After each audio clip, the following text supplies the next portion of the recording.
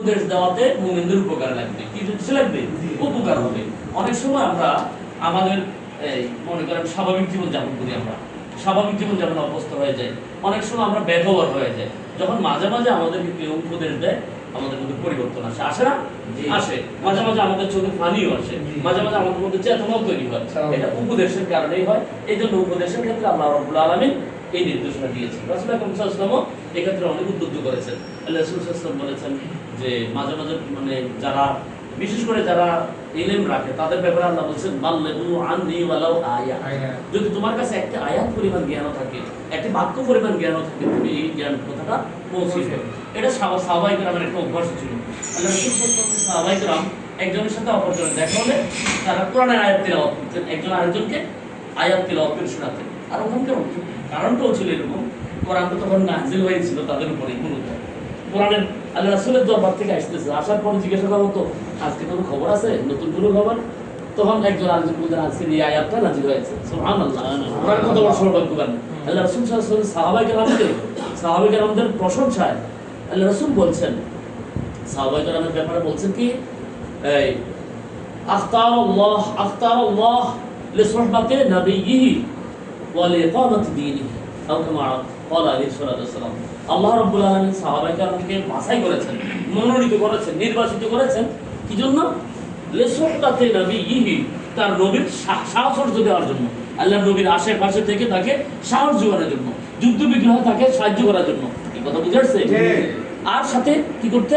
লিইকামাতি দীনিহি, আল্লাহর দ্বীনকে প্রতিষ্ঠা করার জন্য এই রাসূলের সাহাবাইদেরকে আল্লাহ বাছাই করে দিয়েছেন। এই জন্য আল্লাহ কোরআনে তাদের ব্যাপারে বলছেন রাদিয়াল্লাহু আনহুম ওয়া রাদু আনহু, তারা আল্লাহর উপর সন্তুষ্ট, আল্লাহ তাদের উপর সন্তুষ্ট। সুবহানাল্লাহ। তাদের ক্ষেত্রে তাদের অনেককেই দুনিয়া থাকতেই বেহেশতের শুভ সংবাদ দেওয়া হয়েছে। কি কারণে? এই তাদের রাসূলের পদাঙ্ক অনুসরণ করে দ্বীনকে আমাদের কাছে পৌঁছানোর জন্য যে প্র্যাকটিক্যাল একটা সমাজ দরকার ছিল, সেই সমাজটা তারা উপহার দিয়েছিলেন।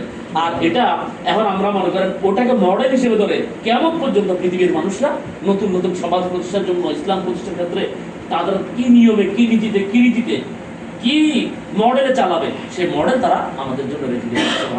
আল্লাহ তাদের সবাইকে জান্নাতবাসী করুন এবং তাদের সকলের চলার পথ করণের নীতিকে আমাদের নীতি হিসেবে কবুল করুন। সম্মানিত দিদি ভাইরা, ভাই আমাকে যে আজকে সাবজেক্ট হিসেবে উপস্থাপন করেছেন, কেন নির্বাচন করব? নির্বাচন কি রাসূলের যুগে ছিল, ইসলামে ছিল? আসলে এই বিষয়টা ভাবার বিষয়। আল্লাহ বলছেন কুরআনুল কারীম, আল্লাহ বলছেন সূরা সফের মধ্যে বলছেন কি ওয়াল্লাযী আরসালা রাসূলাহু বিল হুদা ওয়া দীনিল হক লিইয়ুযহিরাহু আলা দীনি কুল্লিহি ওয়ালাউ কারিহাল কাফিরুন ওয়ালাউ কারিহাল মুশরিকুন।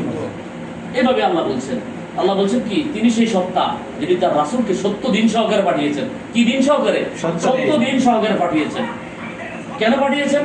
লিইয়ুযহিরাহু, যেন তিনি বিজয় করতে পারেন। কারণ মোবাইল থাকলে মোবাইল সাইলেন্ট করে নেন, এখন কোনো ফোন ধরেন না, দয়া করে ইমার্জেন্সি হলে একটু বাইরে যাবেন।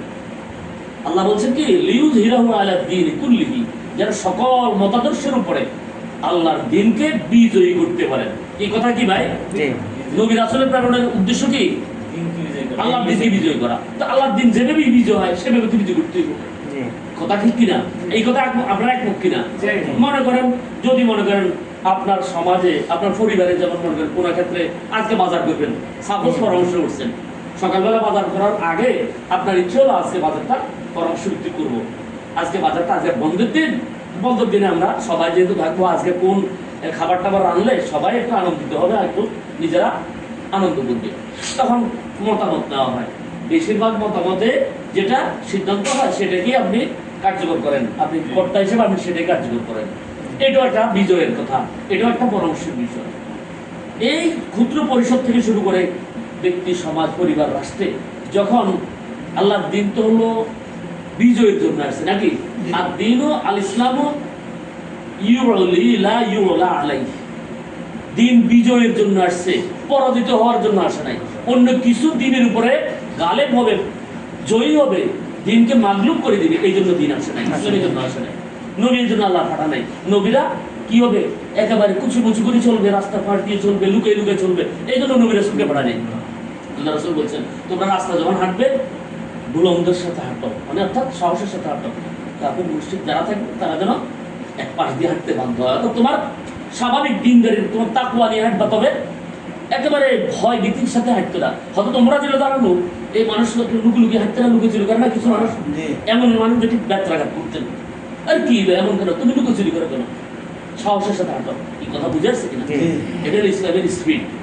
ইসলাম গ্রহণ করার পর হয়তো তোমরা দিল তারা কি বললেন, আর দুপুরে ইসলামের দাওয়াত দেওয়ার সুযোগ রাখলেন না। উনি যাইয়া একা শুরু করলেন মিছিল, আল্লাহু আকবার তাকবীর দিয়ে বাইতুল্লাহর আশেপাশে ঘোষণা করলেন যে কেউ যদি তার মায়ের বুককে খালি করতে চায়, মাকে কি করতে চায়, সন্তান হারা করতে চায়, স্বামীকে স্ত্রীকে বিধবা বানাতে চায়, ভাইকে বোন ভাই হারা বোনকে ভাই হারা বানাতে চায়, সেই জন্য খাত্তাবের ছেলে ওমরের সামনে আসে, আমি ঘোষণা দিচ্ছি আমি মুহাম্মদের ধর্ম, নতুন ধর্ম ইসলাম গ্রহণ করে দিচ্ছি। সুবহানাল্লাহ। আমাদেরকে আজকের এই সমাজে ইসলামকে বিজয় করার জন্য আমাদের কাজ করতে হবে। এখন বিজয়ের যে সিস্টেম যখন থাকে সেই সিস্টেমটাকে ফলো করে কিন্তু করতেই হবে। কথা খেয়াল করেন, আপনার রাস্তা চলে মনে করেন এখন বাস, তো আপনি বাসে না উঠে আপনি যদি প্রাইভেট কারে উঠাচ্ছেন, নিজের প্রাইভেট কার না থাকলে আপনি কুমিল্লা যাবেন, শুধু প্রাইভেট কার চাই থাকলে হইব?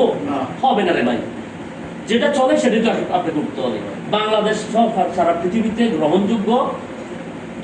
গ্রহণযোগ্য রীতি হলো রাষ্ট্র পরিচালনার বেশিরভাগ ক্ষেত্রে হলো গণতন্ত্র। এখন গণতন্ত্রটাকে বাহন হিসেবে করেই আপনাকে দিন বিজয় সিদ্ধ করতে হবে। আরো বিষয় আছে, গণতন্ত্রের পক্ষে বিপক্ষের অনেক কথা আছে, কিন্তু আপনাকে প্রথমত আপনার মনে করেন ম্যাক্সিমামের সাথে মিল না দিয়ে আপনি কি কাজ করতে পারবেন? কেউ কেউ করে, কিন্তু যেমন মনে করেন আব্দুর রহমান বাংলা ভাইরা বোমা পাঠাইছে না, এগুলো কি স্বীকৃত? স্বীকৃত না। একেবারে দিন বিজয় করবো, একেবারে মানে ইসলামী হুকুমত কায়েম করবো, আদালতে আদালতে মানে ওই জজ কোর্টের সামনে বোমা ফাটাইছে, বিভিন্ন ডিসি অফিসে বোমা ফাটাইছে, একসাথে ফাটাইছে, হ্যাঁ একসাথে ফাটাইছে সারা দেশে। যারা মুরব্বীরা তারা আমরা ক্লিয়ার জানি, আর যারা অল্প বয়সে হয়তো তারা আফসা জানি। এই কাজগুলো এদেশে করছে। পৃথিবীতে আমাদেরকে দমায় রাখার জন্য বহু নাটক মঞ্চস্থ করা হয়েছিল।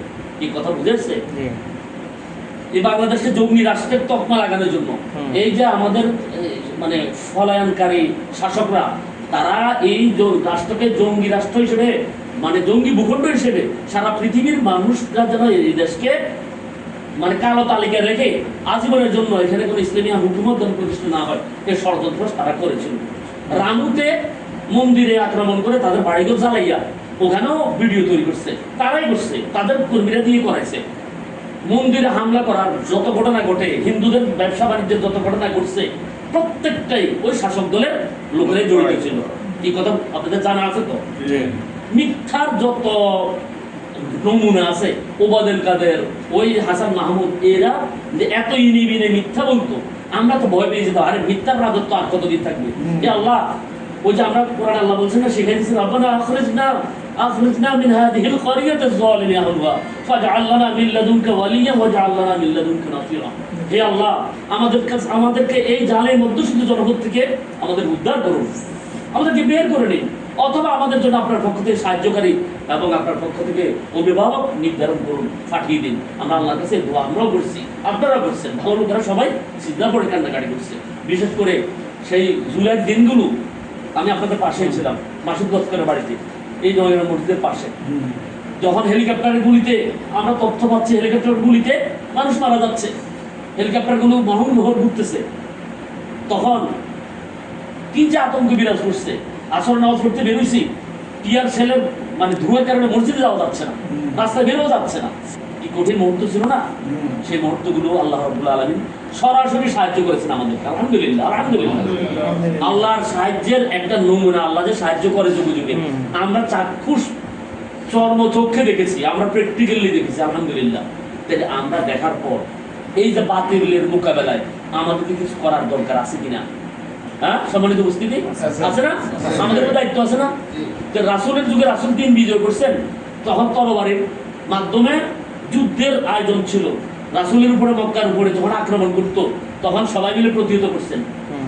রাসূল সাল্লাল্লাহু আলাইহি ওয়াসাল্লাম সাহাবায়ে কেরাম সবাই মিলে প্রতিহত করছেন না? বদর, উহুদ, খন্দক থেকে শুরু করে এই লড়াইগুলোতে নেতৃত্ব কাজ ছিল বলেন রাসূলুল্লাহ সাল্লাল্লাহু আলাইহি ওয়াসাল্লাম। আরে ভাই, ডাক্তার যখন ওটিতে যায়, অপারেশন থিয়েটারে যায়, তখন যদি ফ্যাট কাটতে, ফ্যাটের ভিতর রোগ, এই রোগ থেকে চিকিৎসা করার জন্য অপসারণ করার জন্য পেট কাটতে হয়, কোনো অঙ্গ প্রত্যঙ্গ কাটতে হয়, ডাক্তার তখন ভয় করলে হয়? ডাক্তার নির্দয়, ডাক্তারকে যদি আমরা নির্দয় বলি তাই এটা কি ভুল হবে না? বরং না, ডাক্তারকে থ্যাঙ্কস দিই, উল্টা তার অপারেশন থিয়েটারের কোটির যে চার্জ 20-30-50,000, 1-2 লাখ 3 লাখ টাকা পর্যন্ত আমরা পেমেন্ট করি, 10 লাখ পর্যন্ত পেমেন্ট করি না ভাই?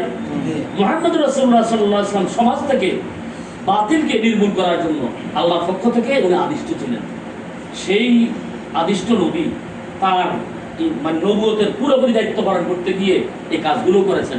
যখন মানে বুড়ির বাড়ির ওই যে বুড়িকে খেদমত করা দরকার ছিল, বুড়ির বাড়িতে যাইতে, বুড়ির আল্লাহ রাসূল নামাজে যাইতে, বাইতুল্লাহ নামাজ পড়তে যাইতে পথে কাটা দিতেন। কি দিতেন ভাই? কাটা দিতেন। এই কাটাগুলো সরাই রাসূল বাইতুল্লাহ যাইতেন। একদিন কাটা না পাওয়ার পরে চিন্তা করলেন কি করবো, আজকে কাটা নাই, বুড়ি মনে হয় অসুস্থ। বুড়ির বাড়িতে যাই সেবা করা শুরু করলেন। বুড়ি, মা আপনার কি কোনো সমস্যা, স্বাস্থ্য খারাপ, কোনো অসুস্থতা? হ্যাঁ বলছে, বারবার আমি তো এইভাবে অসুস্থ।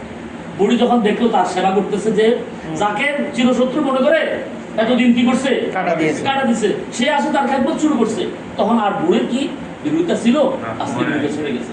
মক্কা বিজয়ের দিন এক বুড়ি অনুরূপ ভাবে তার বোঝা নিয়ে যেতে পারতেছে না, পাহাড়ের পাদদেশে অপেক্ষায় আছে, ওর ওদিকে পাহাড়ের ওদিকে তার আত্মীয় স্বজনের কাছে চলে যাবে, সে মক্কা ছেড়ে চলে যাচ্ছে।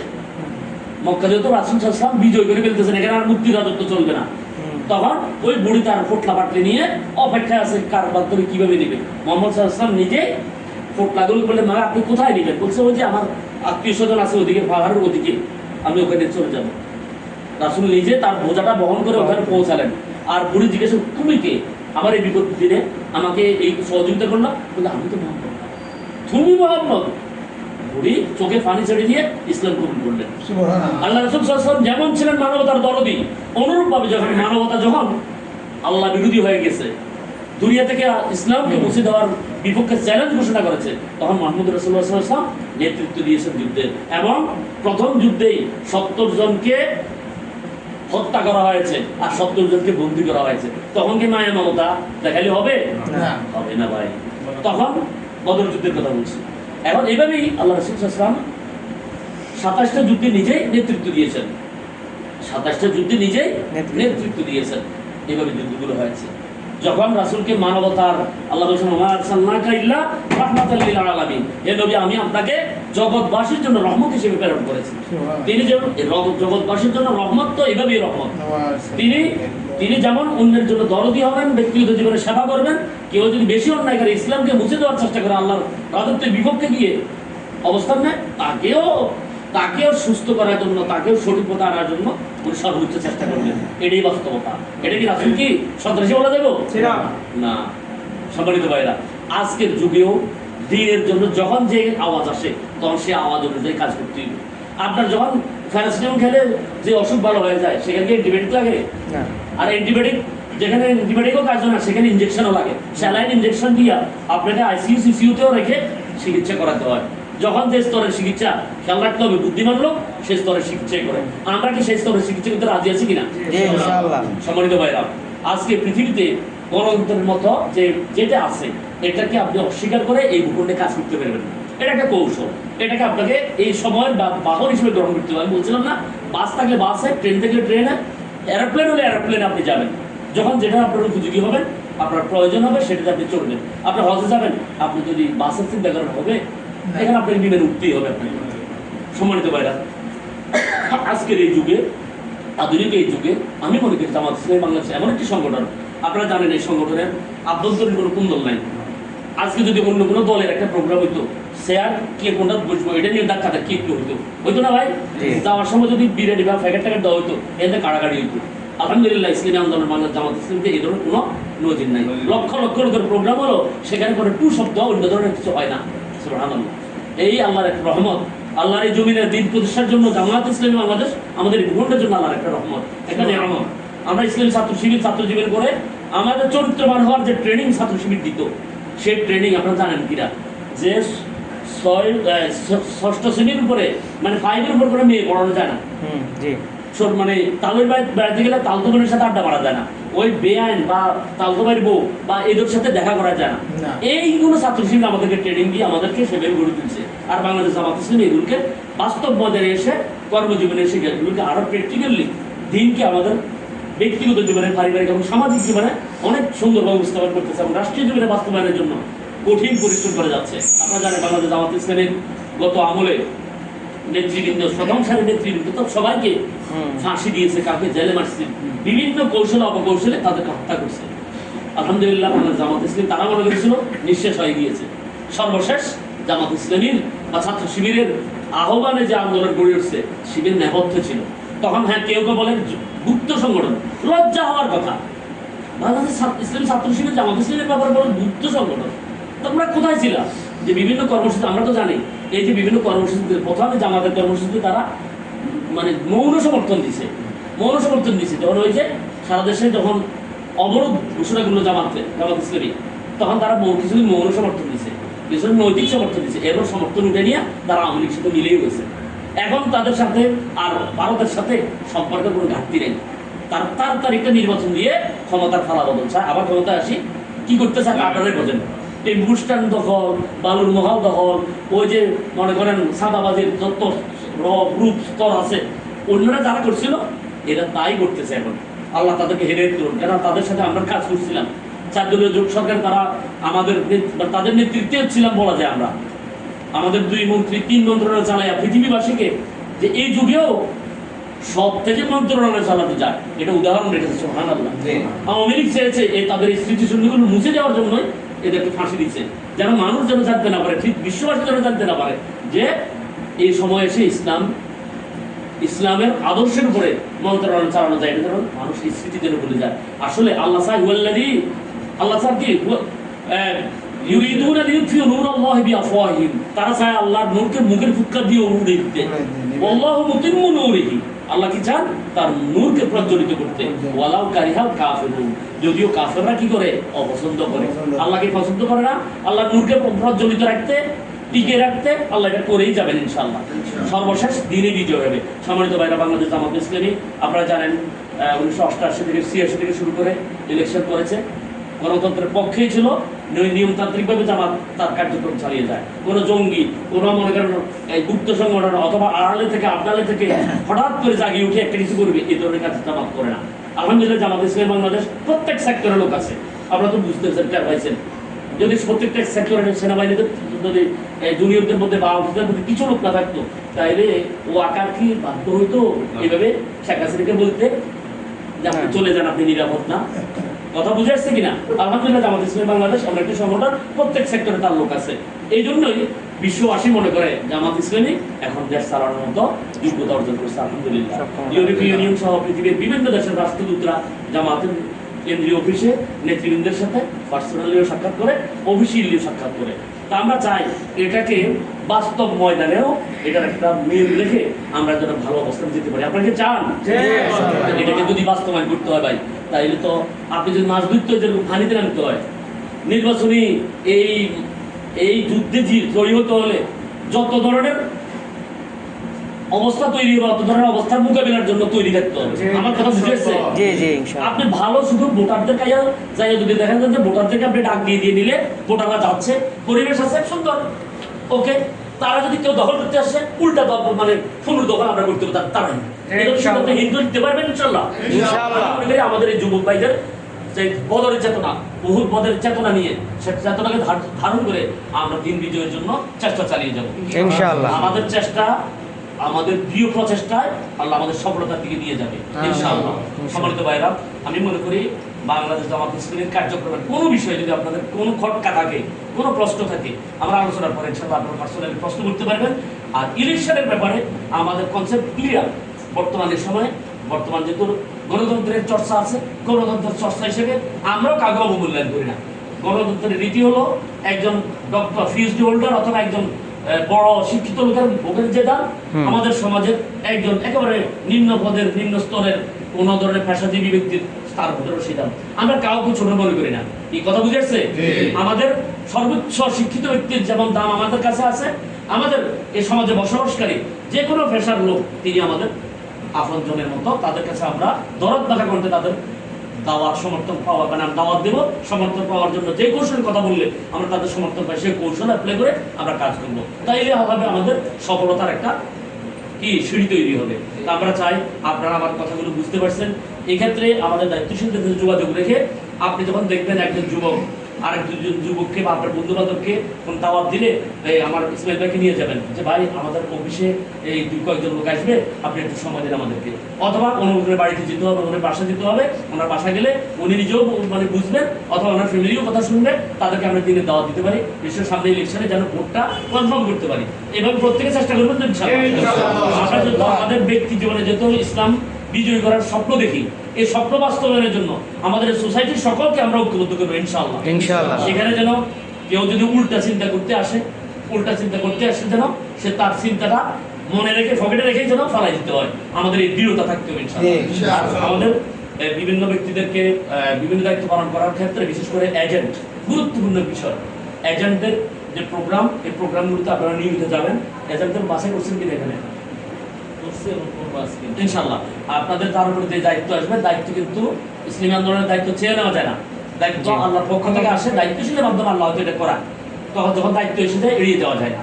তাই আমি মনে করি আপনাদের প্রতি আমার মানে এই আন্দোলনের পক্ষ থেকে বিশেষ করে ইলেকশন কেন্দ্রিক যে দায়িত্বগুলো আসবে, এই দায়িত্বগুলো যথাযথ পালন করবেন এবং ভোটারদের সাথে সম্পর্ক করার ক্ষেত্রে যত ধরনের সুযোগ আছে, কৌশল আছে, সবগুলো অ্যাপ্লাই করবেন। আর আমরা ভোট যেমন একটা আমানত, এই আমানতদারিতা রক্ষার জন্য বর্তমান সময়ে অনেক বিষয় আছে, যে এখানে টাকা টুকুরও ব্যাপার আছে, একটা নির্বাচন চালাতে গেলে অনেক খরচ আছে। আপনারা আমাদের অনেকেই ওয়াদা করা আছে, আমাদের ভোট যেমন দেবো নোটও দেয়। জামাত ইসলামী বাংলাদেশ সংগঠন করে সংগঠনটা দেয়, অন্য সংগঠন উপর থেকে টাকা যায়, আমাদের সংগঠন নিচ থেকে উপরে টাকা ওঠে। এই কথা সত্য কিনা?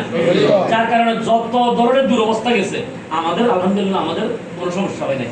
আমাদের ভাই কেউ অ্যারেস্ট হলে তার অ্যারেস্ট হওয়া ব্যক্তিটা তো কর্মক্ষম ব্যক্তি, তার অনুপস্থিতিতে তার ফ্যামিলি কোনো অভাব ফিল করে নাই। কথা বুঝে আসছে? এমনও ফ্যামিলি আছে যাদের ফ্যামিলির সদস্যদের থেকে কথা আছে যে ও তো জেলে থাকলে আমরা তো আরো ভালো, ওদের দেশের বাইরে থাকতে যেমন সুবিধা পাইতাম, যে খরচ করতাম, আমরা বাজার রান্না বান্না করতাম, ও জেলে থাকার পর আমাদের আলহামদুলিল্লাহ আরো অনেক ভালো বাজার আমরা করছি। এই কথা বুঝে আসছে? এটা বাংলাদেশ আমাদের ছেলের বৈশিষ্ট্য। আমরা চাই আল্লাহ রাসূলের সাহাবায়ে কেরাম এমনই ছিলেন। আল্লাহ রাসূলের সাহাবায়ে কেরাম বিশেষ করে মক্কা থেকে যখন মদিনায় হিজরত করছেন, সাহাবায়ে কেরাম মুহাজির যারা ছিল, মদিনাবাসীদেরকে আনসার বলা হতো, তারা সাহায্যকারী। মুহাজিররা যখন মদিনায় গেছেন, যাওয়ার পর যাদের ব্যবসা ছিল, এটা তো কিছুই না, নিতে পারে না, কোন রকম জীবন নিয়ে তারা গেছেন।